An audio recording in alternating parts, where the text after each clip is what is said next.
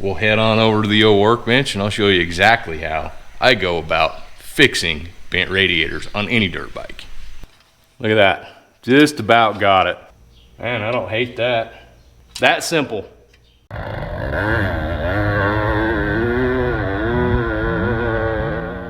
If you guys that have been following the channel for a while, you'll recognize this bike as my 2002 Honda CR 250 that I lovingly call the Trapper Keeper 250. On today's agenda, last time it was taken out by another buddy. He got a little close to a rock and he put a little in the old radiator. Let's get after pulling this radiator off and get it straightened. They're pretty simple to fix.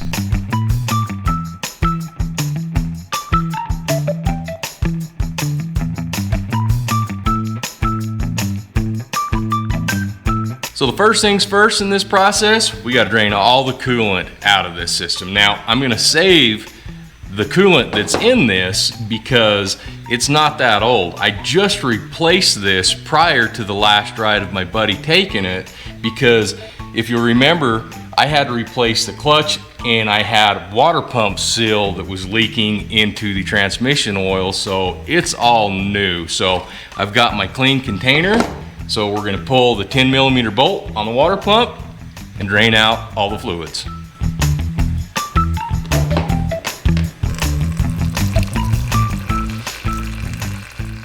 As you can see, this radiator shroud right here, the decals have got a little bit of a rock rash on it, I guess you'd call it.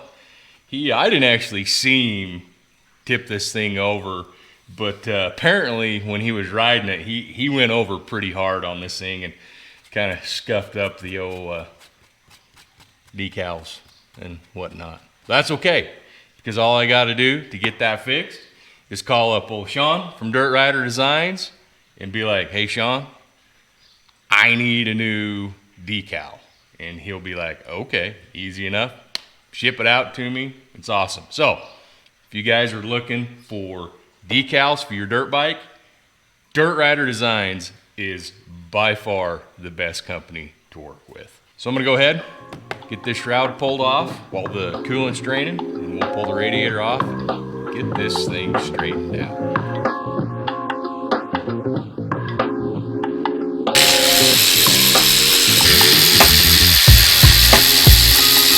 Oh, yeah, got it.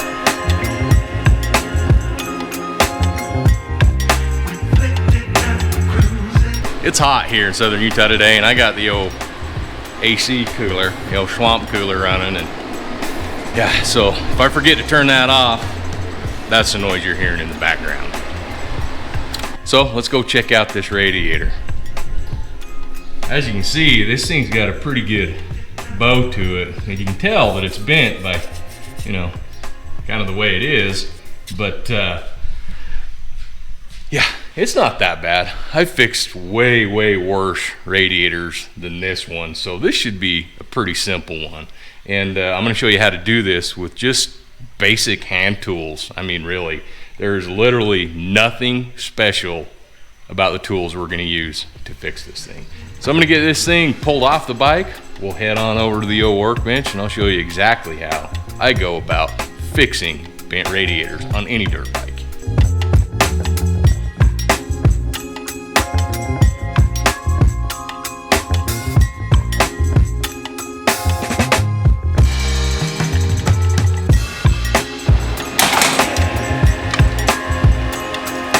Oh, there you go. Oh, she's a little drippy.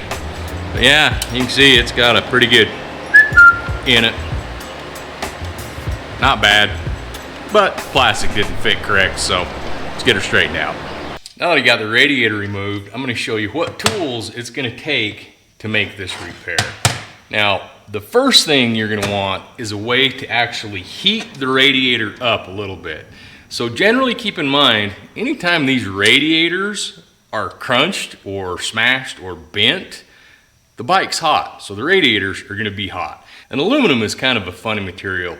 It'll bend one way really easy, but coming back out the other way, if you don't preheat the aluminum, it'll actually crack on the affected areas as it goes back into its memory, basically.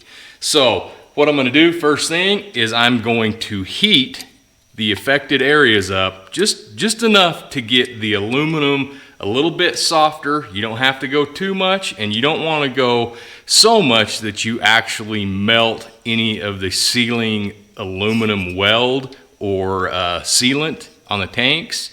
If you've gone that far, you've gone way too far. So basically, just get it to where you can hold it with like a pair of good leather gloves, and it doesn't burn you. So we're going to heat that up, and then you're going to take a blunt nose chisel or a blunt nose piece of metal. And the way we're going to do this is you're going to start from the outsides. So on a dent, you always go on the theory of in first, out last. So this was the point of impact, and so we want that to come out last. So we're going to start on the edges here and basically work our way in, pushing this out on the table as we go along. So I'm going to heat this up and see if this thing will come out straight.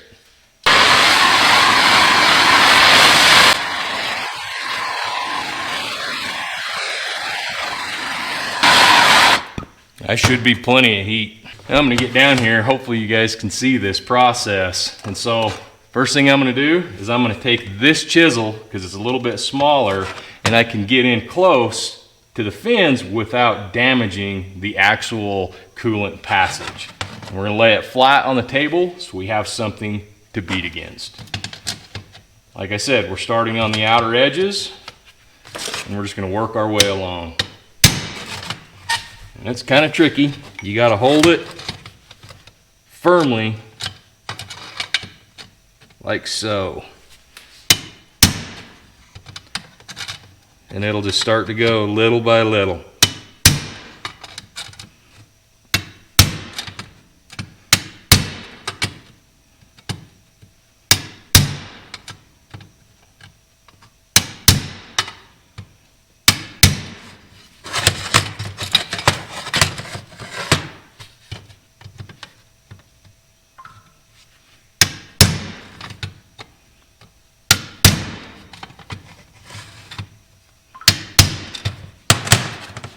It's already looking better.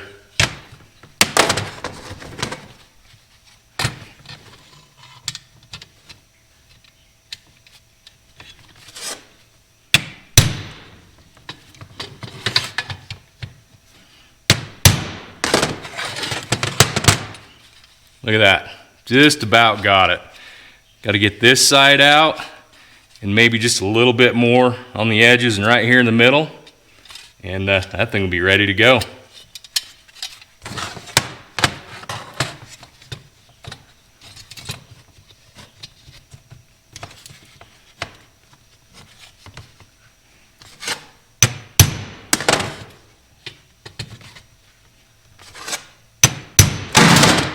Oops.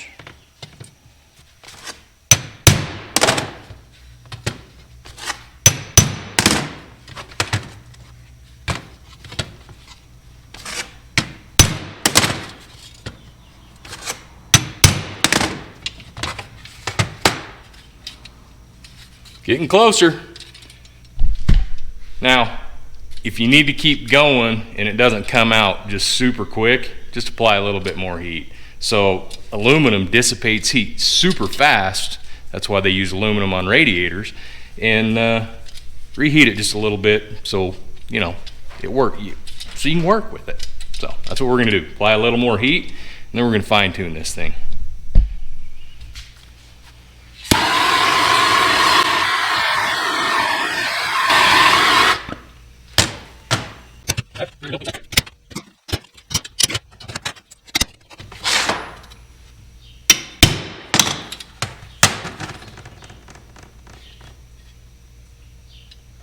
Man, I don't hate that.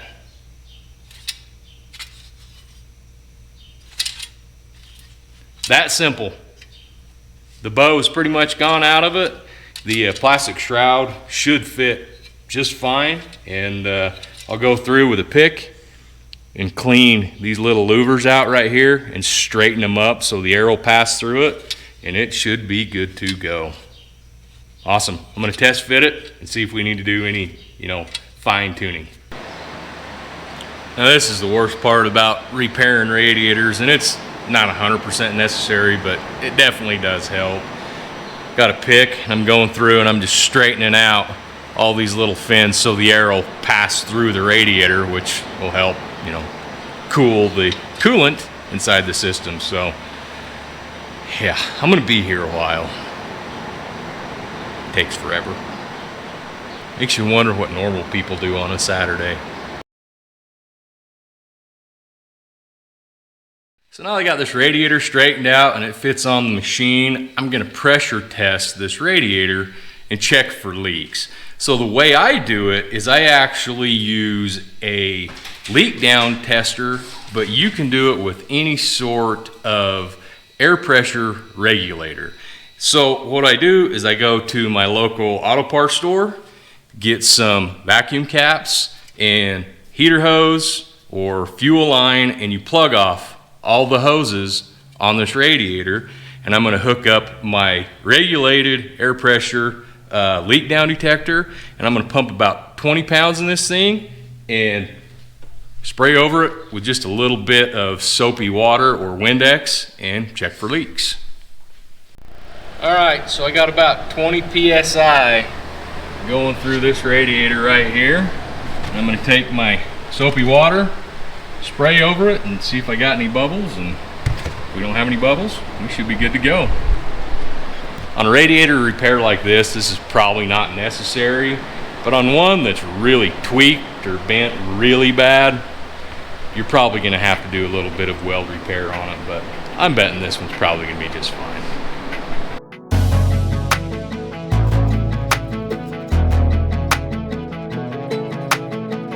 All right, everything checked out. There's no leaks on this thing. Let's get it reassembled and put it back together.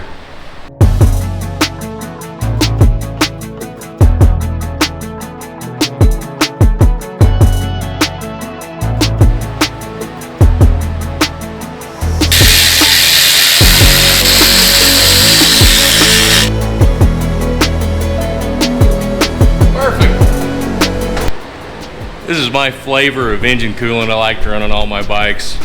It's done me a great job so far, so why switch, right? Well, there you got it. She's all back together. Let's kick this thing over and see if she'll light off. I bet she will. This bike's kind of been old reliable. All right, bud, watch out. See if she'll fire.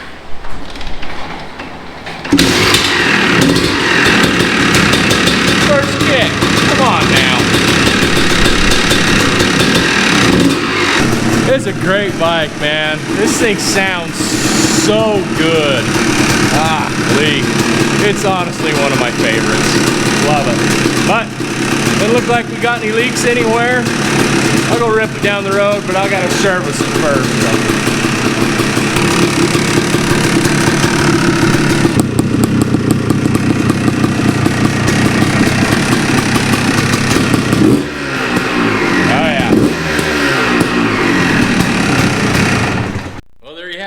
That's how I repair radiators on dirt bikes, and I've had exceptionally good luck doing it that way for as long as I've been repairing radiators. Usually there's never a reason to replace them. You can actually fix them fairly easy, and what are you out to try? So that being said, this particular bike right here has always been old reliable. Like you saw, fired up first kick, and I can come out here whether this bike's been sitting for 2 days or 6 months to a year, and first kick it fires right up and runs like a top. This bike has never let me down. It's been exceptionally reliable. So that being said, I've come to a point where I think this bike needs to go be a part of somebody else's fleet. So this bike will be for sale here fairly shortly. I'm still just trying to come up with an exact price for this bike, and I want to be fair with people, and I realize this is not a brand new bike. It's not worth, you know, $10,000 like a lot of people are asking for used two-stroke bikes, which is just ridiculous to me, just ridiculous to me. But I would make somebody a really good buy on this bike once I figure out how much it's worth. But if you guys are interested in purchasing this bike, shoot me an email and we can discuss a price and see if we can make a deal. But that being said, I'm not willing to ship this bike. You're gonna have to come to Southern Utah and pick it up directly from me, and it's as is. It's been a great bike. It's been super reliable for me, but it's a 2002. I think the top end is in excellent condition. It doesn't have any funny noises. It doesn't run weird. I had the head off of it not too long ago, like you saw when I did the upgraded Fathead Racing cylinder head. Cylinder walls looked remarkably good. Piston looked good. Up through the exhaust port looked good. Everything inspected good that way. Has a brand new clutch, has lots of new parts on it, and you can go see everything I've done to this bike from the time I started the project to now on different episodes on this channel. So if you guys are interested in it, do your homework, look and see what I've done to this bike over the past couple of years, and shoot me an email and let's see if we can make a deal. So as always, appreciate you guys watching, and we'll catch you next time.